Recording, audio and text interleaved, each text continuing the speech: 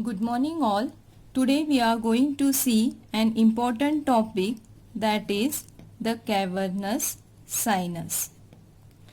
Now cavernous sinus, it is a large and paired venous sinus.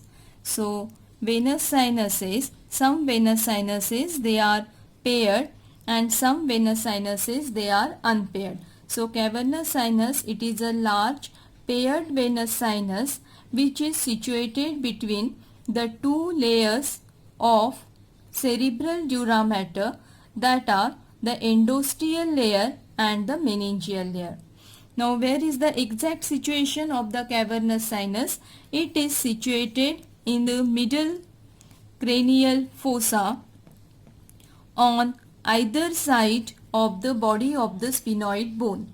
So to go for the exact situation of the cavernous sinus, let us go for the diagram of the cranial fossas. So this is the interior of the skull showing the cranial fossa. This is the anterior clinoid process and lateral wing of lesser wing of sphenoid. This is the lesser wing of sphenoid and the anterior clinoid process. This is the dorsum coeli and this is the petrous part of the temporal bone. Now this becomes the anterior cranial fossa. This is the middle cranial fossa and this is the posterior cranial fossa. Now cavernous sinus, it is situated in the middle cranial fossa on either side of the body of the sphenoid bone. So this is the body of the sphenoid bone and cavernous sinus, it is situated on either side of it. So this is the situation of the cavernous sinus on right and left side. So this is the cavernous sinus. Now the cavernous sinus, it is called as cavernous because of its spongy nature, and what makes it spongy is because of its interior is traversed by interlacement of reticular fibers, and it is seen when it is seen in the cadaver, and this interlacement of reticular fibers make it spongy, therefore it is called as cavernous. On the contrary, during life the distended sinus of the adult is trabeculated only at the periphery near the entry of the tributaries, but because of its spongy nature in the cadaver, it is called as cavernous. Now coming to the formation of the cavernous sinus. The cavernous sinus, it is situated between the two layers of cerebral dura mater, that is the endosteal and meningeal layer. To see the formation of the cavernous sinus, we will take the coronal section through the cavernous sinus passing through the infundibulum of the hypophysis cerebri. So if we take the coronal section passing through it, we are able to see the formation of the cavernous sinus, and when we will take the coronal section, we are able to see first the infundibulum. This is the hypophysis cerebri. Then what we have seen, on either side of it there lies the cavernous sinus. So on either side of the infundibulum and the hypophysis cerebri, we will draw the cavernous sinus. So this is the cavernous sinus which is situated on either side of the sphenoid bone. So this is the floor and medial wall. Now this is the infundibulum, hypophysis cerebri and this is the cavernous sinus on one side. There will be cavernous sinus on the other side. Now this cavernous sinus, it has roof, it has floor, it has lateral wall, and it has medial wall.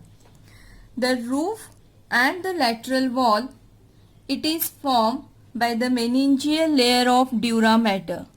So this roof and lateral wall, it is formed by meningeal layer of dura mater, whereas the floor and the medial wall, it is formed by the endosteal layer of dura mater. Now endosteal layer of dura mater, it is the outer layer of cerebral dura mater, whereas the meningeal layer of dura mater, it is the inner layer of cerebral dura mater. So roof and the lateral wall, it is formed by the meningeal layer, and the floor and the medial wall, it is formed by the endosteal layer. Now coming to the extent and size of the cavernous sinus. So for this we will go again back to this diagram. So anteriorly the cavernous sinus extend up to the superior orbital fissure. Now this is the lesser wing of sphenoid. This is the lesser wing of sphenoid bone, and here lies the superior orbital fissure. So anteriorly it extends up to the superior orbital fissure, whereas posteriorly it extends up to the apex of the petrous temporal bone. So this is the petrous temporal bone, and posteriorly the cavernous sinus extends up to the petrous temporal bone, apex of the petrous temporal bone. Its size, it is 2 centimeter multiply 1 centimeter, that is it is 2 centimeter in length and 1 centimeter in width. So this is the formation, size and extent of the cavernous sinus.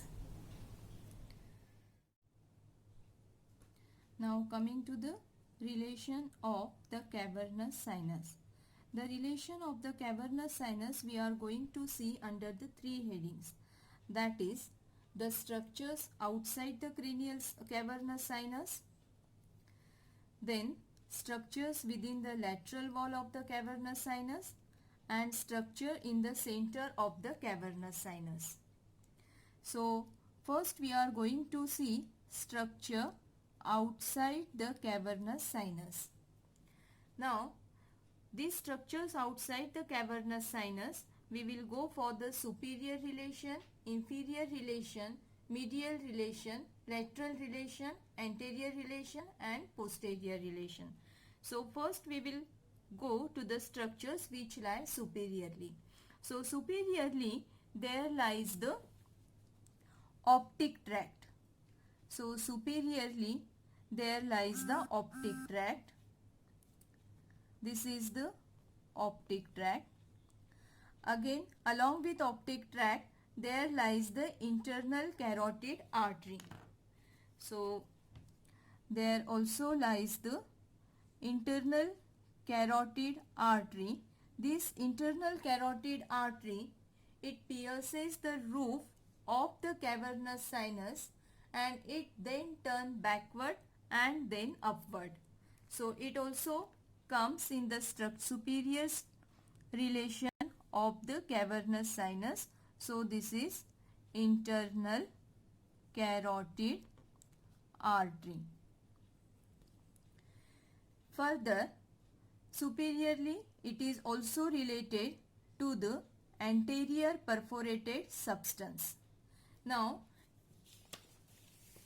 when we have seen the inferior surface of the brain, we have seen there lies the optic tract and lateral to it there lies the anterior perforated substance. So lateral to the optic tract, there lies the anterior perforated substance which is coming in relation with the cavernous sinus. So here there will be anterior perforated substance. So superiorly it is coming in relation with optic tract, internal carotid artery and anterior perforated substance. Then inferiorly it is related to foramen lacerum and the junction of body and greater wing of sphenoid bone. Now this is the cavernous sinus. If we remove the cavernous sinus, we can see here there lies the foramen lacerum. So it is related inferiorly to foramen lacerum. This is the greater wing of the sphenoid bone and this is the body of the sphenoid bone which is joining inferior to the cavernous sinus. So this cavernous sinus inferiorly it is related to foramen lacerum as well as the junction of greater wing and the body of the sphenoid bone. Yeah? So this is the inferior relation. Now medially it is related to the hypophysis cerebri. So this is the hypophysis cerebri. Then medially it is also related to the sphenoidal air sinus. So these are the sphenoidal air sinuses. This is sphenoidal air sinus. So medially it is related to hypophysis cerebri and the sphenoidal air sinus. Then laterally it is related to the temporal lobe. Now this is the temporal lobe. So this is temporal lobe and laterally it is related to the temporal lobe. Anteriorly the cavernous sinus it is related to the superior orbital fissure. So we have seen it extend up to the superior orbital fissure. So anteriorly it is related to the superior orbital fissure and posteriorly it is related to the apex of the petrous temporal bone. So during the extent we have seen cavernous sinus extend up to the apex of the petrous temporal bone and it is also related posteriorly to the apex of petrous temporal bone. So these are the structures which lies outside the sinus. Now coming to the structures lying in the lateral wall of the sinus. So these structures, if we go from above downward, these are the oculomotor nerve, trochlear nerve, ophthalmic nerve and the maxillary nerve. So we will go to all the nerves one by one. So first there lies the oculomotor nerve.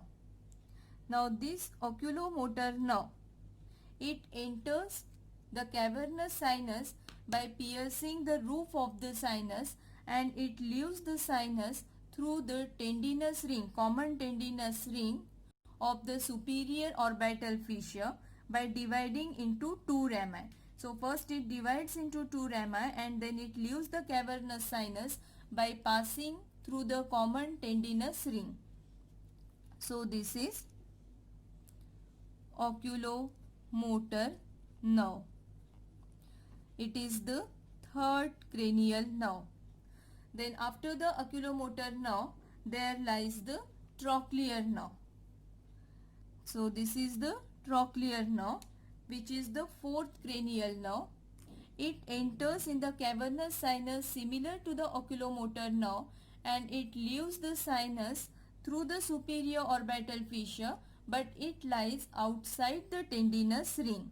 So this is the fourth cranial nerve, that is the trochlear cranial nerve.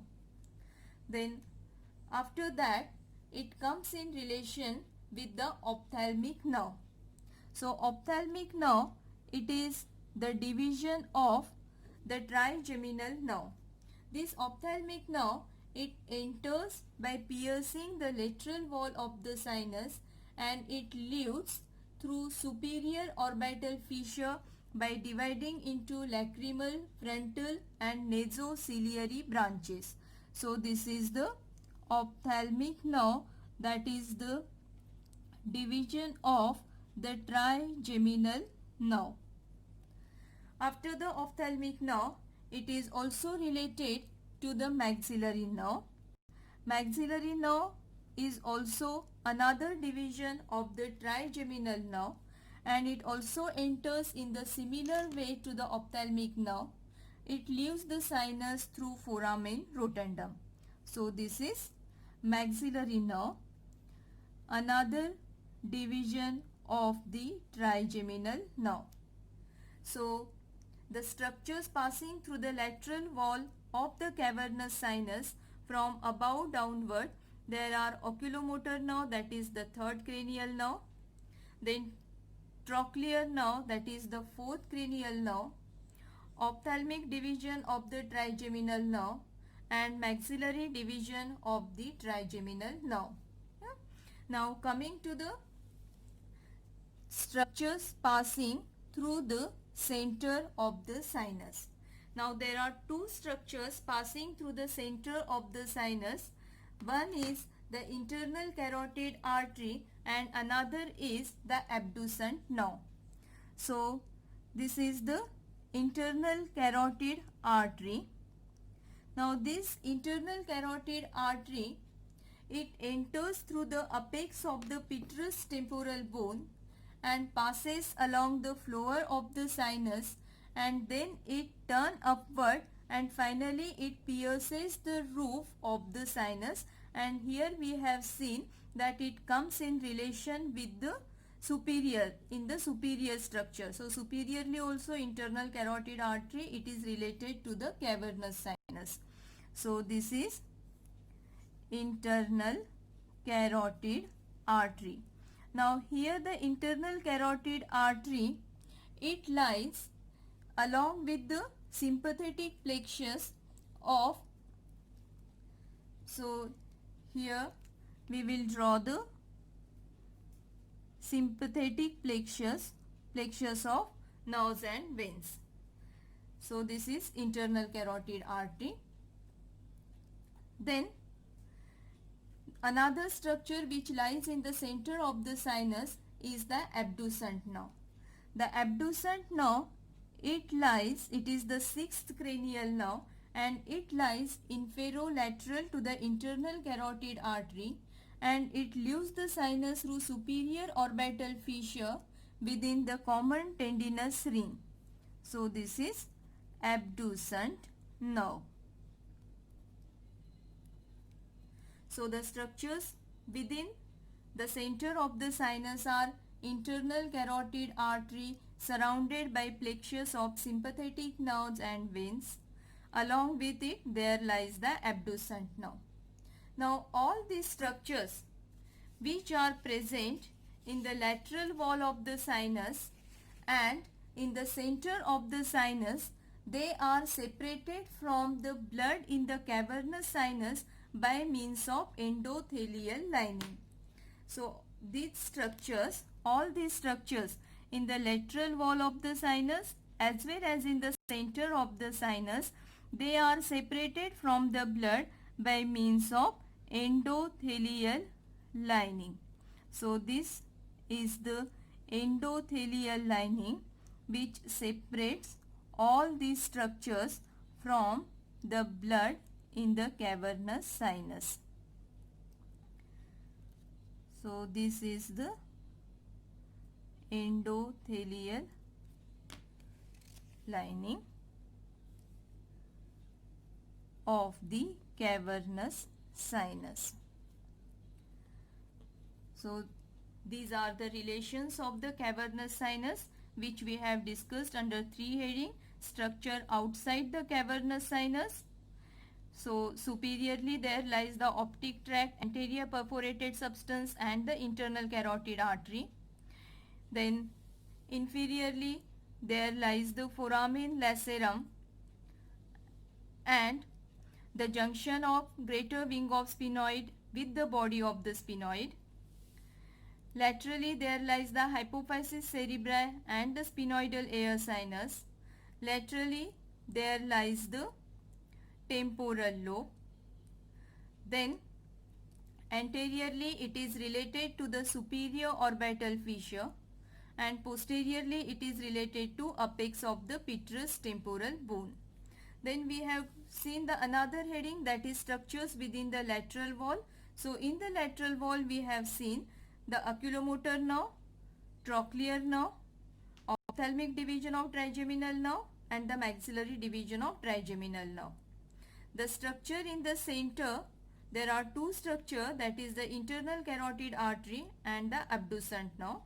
And all these structures in the lateral wall and in the center, they are separated by means of endothelial lining. Coming to the tributaries of the cavernous sinus. The tributaries of the cavernous sinus we are going to see under three headings: the tributaries from the orbit, the tributaries from the meninges and the tributaries from the brain. To go for the tributaries, we will go to the simple diagram of the cavernous sinus. So we have already seen that cavernous sinus, it lies on either side of the body of the sphenoid and on either side of the pituitary gland. So these are the two cavernous sinuses on the two sides, that is right and left cavernous sinus. Now coming to its tributaries, so from the orbit it receives three tributaries, that is the superior ophthalmic vein, inferior ophthalmic vein and the central vein of retina. So thus there are three tributaries. One is the superior ophthalmic vein, another is the inferior ophthalmic vein and third is the central vein of retina. The central vein of retina, it may drain into the superior ophthalmic vein or it may drain directly into the cavernous sinus. So these three tributaries, they are coming from the orbit. Now from the meninges it receives two tributaries, that is the sphenoparietal sinus and the frontal trunk of middle meningeal vein. So sphenoparietal sinus and the frontal trunk of middle meningeal vein. So this is sphenoparietal sinus and this one is the frontal trunk of middle meningeal vein. These two tributaries, they are coming from the meninges. Now the frontal trunk of middle meningeal vein, it may drain directly into the cavernous sinus or it may drain first into the pterygoid plexus of veins or it may drain into the sphenoparietal sinus. So these two are from the meninges. Now from the brain it receives two tributaries, that is the superficial middle cerebral vein and the inferior cerebral vein. So superficial middle cerebral vein and the inferior cerebral vein. Superficial middle cerebral vein and another is the inferior cerebral vein. These two tributaries, they are coming from the brain. Thus cavernous sinus, it receives three tributaries from the orbit, that is the superior ophthalmic vein, inferior ophthalmic vein and the central vein of retina. From the meninges it receives sphenoparietal sinus and the frontal trunk of middle meningeal vein, and from the brain it receives superficial middle cerebral vein and inferior cerebral vein. Now coming to the next heading, that are the communications of the cavernous sinus.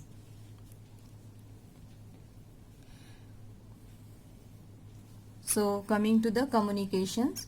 Now the cavernous sinus, it is communicated with transverse sinus via superior petrosal sinus. Now we know that here posteriorly lies the petrous temporal bone and this is the superior petrosal sinus. So this is the superior petrosal sinus and this is the inferior petrosal sinus. This is the inferior petrosal sinus. Now through the superior petrosal sinus, it connects with the transverse sinus. This is the internal jugular vein, sigmoid sinus, and this is the transverse sinus. Internal jugular vein, sigmoid sinus, and this is the transverse sinus.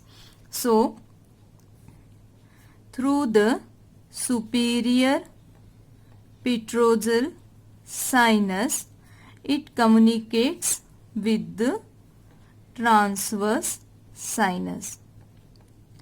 Then another communication, it is with the internal jugular vein.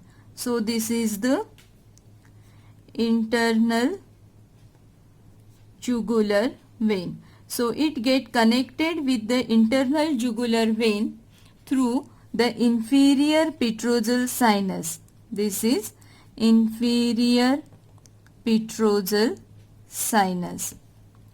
Further, it also communicates with the pterygoid venous plexus. So to go for the pterygoid venous plexus, we have to go to the side view of the cavernous sinus. So we will go to the another diagram showing the side view. So this is the side view of the face. This is the nose, mouth, and this is the chin. So here there lies the cavernous sinus and this is the pterygoid venous plexus. So this is pterygoid venous plexus. Cavernous sinus, it communicates with the pterygoid venous plexus through the emissary veins passing through foramen ovale, foramen lacerum and emissary sphenoidal foramen. So these are the emissary veins which are connecting the cavernous sinus with the pterygoid venous plexus. Then cavernous sinus, it is also connected with the facial vein. Now we know that there lies the supratrochlear vein and the supraorbital vein. So this is supratrochlear vein. This is supraorbital vein. These two veins join to form the angular vein at the medial angle of the eye, which further continues as the facial vein.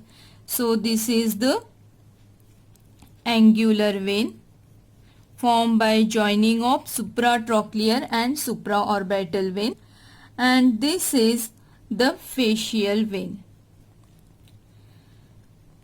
Now this cavernous sinus, it communicates with the facial vein through the superior ophthalmic vein and the angular vein. Now the superior ophthalmic vein, it is one of the tributary of the cavernous sinus. This is superior ophthalmic vein. We have seen it that it is one tributary coming from the orbit. This superior ophthalmic vein, it anteriorly it communicates with the angular vein. Through the angular vein, it communicates with the facial vein. Now cavernous sinus, it is communicated with the facial vein also through the pterygoid venous plexus and the deep facial vein. So it communicates through this route also, pterygoid venous plexus, and this is deep facial vein. So it communicates with facial vein. Now both the cavernous sinus, they are communicated with each other by anterior and posterior intercavernous sinus and also by the basilar plexus of veins. So these are the anterior and posterior intercavernous sinus. This is anterior and this is posterior intercavernous sinus, and this is the basilar plexus of veins. This basilar plexus of veins, on either side it communicates with the inferior petrosal sinus, and through this way the two sinuses, they are communicated with each other. The two sinuses, they are also communicated with each other by anterior and posterior intercavernous sinus. Then further, the cavernous sinus also has communication with the superior sagittal sinus through the superficial middle cerebral vein, which is one tributary coming from the brain. So through the superficial middle cerebral vein and the superior anastomotic vein, through it get communicated with the superior sagittal sinus. Yeah. So these are the communication of the cavernous sinus. So cavernous sinus, it get communicated with the transverse sinus by means of superior petrosal sinus. It get communicated with the internal jugular vein by means of inferior petrosal sinus. It also get communicated with pterygoid plexus of veins by the emissary vein. It also get communicate with the facial vein through the superior ophthalmic vein and the angular vein, and also through the pterygoid plexus of vein and the deep facial vein. Then further, the two cavernous sinus, they get communicate with each other by means of anterior and posterior intercavernous sinus and by the basilar plexus of veins. This basilar plexus of vein, further posteriorly, it communicate with the vertebral venous plexus. It also get communicate with the vertebral venous plexus. Cavernous sinus has communication with the superior sagittal sinus through the superficial middle cerebral vein and this superior anastomotic vein. Yeah? So these are the communications of the cavernous sinus. All these communications which we have seen, they are valveless and the blood can flow in either direction. Yeah? So these connections, they are valveless, all these communications, and the blood can flow in either direction. Now coming to the factors regulating the blood flow in the cavernous sinus. Factors regulating the blood flow. The factors which are responsible for regulation of the blood flow, they are pulsations of internal carotid artery, expansile pulsations of internal carotid artery within the cavernous sinus. Then it is also regulated by gravity, and it is also regulated by the change of position of the head.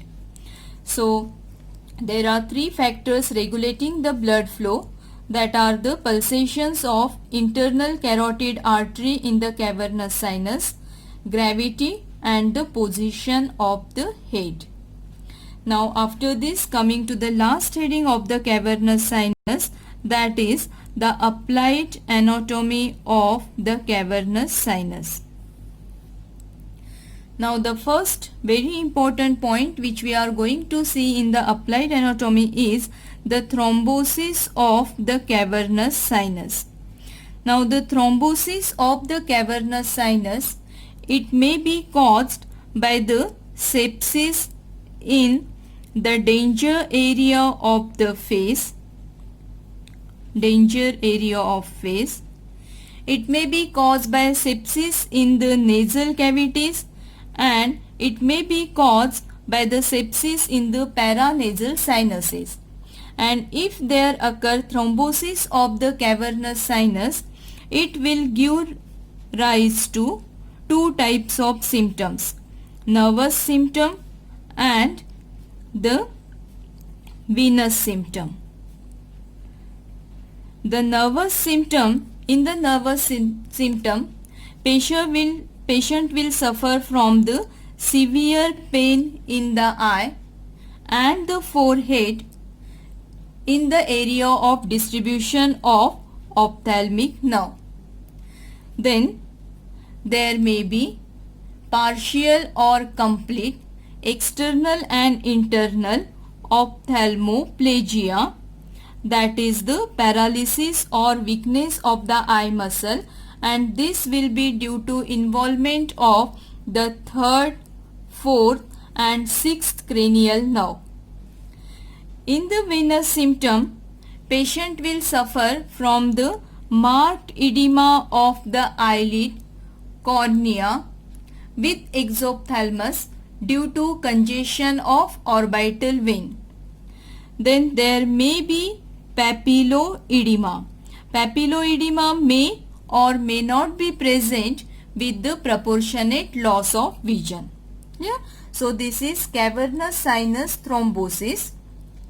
It occurs due to the sepsis in danger area of face, nasal cavity and the paranasal sinuses. It will give rise to nervous symptoms and the venous symptom. Then second very important point is the carotid cavernous sinus aneurysm. It is carotid cavernous sinus aneurysm. Now this condition result or this aneurysm result from the head injury. Now we know that internal carotid artery, it lies in the center of the cavernous sinus. If the internal carotid artery ruptures into the cavernous sinus, what will happen? There will be an arteriovenous communication which may establish between the blood of the artery and the cavernous sinus. And if this aneurysm occur, it is going to give rise to the pulsating exophthalmos. There will be pulsating exophthalmos. There will be edema of the eyelid, conjunctiva, and sometime there may be papilloedema also. There will be loud systolic murmur which is heard over the temporal region, or even sometime it is heard over the whole skull, and interestingly it is audible to the patient also. Then there may be partial or complete ophthalmoplegia. Now this condition, it can be controlled by ligation of the internal carotid artery. So the ligation of internal carotid artery, it is quite helpful, but there is a risk of contralateral hemiplegia.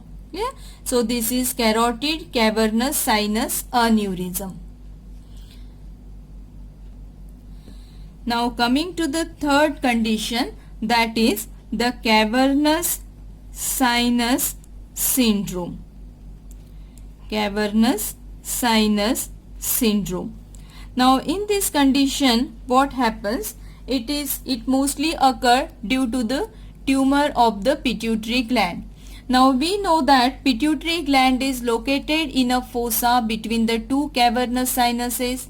As the pituitary tumor grows, it expands toward the cavernous sinus and it then compresses the cavernous sinus, and this will lead to the cavernous sinus syndrome. What are the characteristic feature?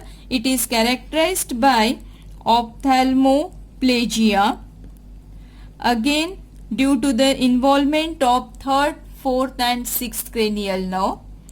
There will be loss of sensation in the region of ophthalmic and maxillary nerve. There may be Horner's syndrome due to compression of sympathetic plexus around the internal carotid artery. Clear? So this is cavernous sinus syndrome and it is characterized by ophthalmoplegia, loss of sensation and the Horner's syndrome. So this is all about the applied anatomy and all about the cavernous sinus. Thank you.